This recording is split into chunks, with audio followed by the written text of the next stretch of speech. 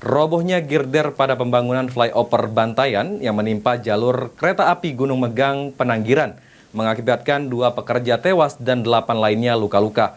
Berkenan dengan itu, Wakil Menteri Ketenagakerjaan RI Afriyansa Nur akan mengerahkan tim pengawas dan menindaklanjuti tragedi ambruknya girder pembangunan flyover Bantayan. Robohnya girder pada pembangunan flyover Bantayan yang menimpa jalur kereta api Gunung Megang Penanggiran mengakibatkan 2 pekerja tewas dan 8 lainnya luka-luka. Berkenaan dengan itu, Wakil Menteri Ketenagakerjaan RI Afriyansa Nur akan mengerahkan tim pengawas dan menindaklanjuti tragedi ambruknya girder pembangunan flyover Bantayan.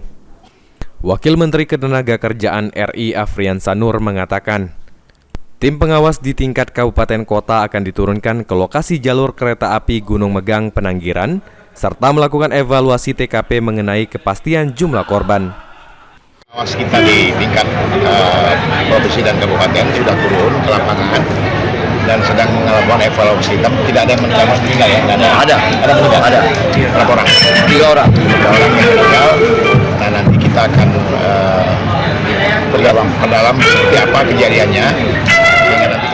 Dalam menjaga keselamatan para pekerja, Afriyansa Nur menambahkan akan memperdalam lebih rinci terkait robohnya girder pembangunan flyover Bantayan dan mengikuti perkembangan insiden yang terjadi di Kabupaten Muara Enim tersebut. Hafidz Zainul, PAL TV.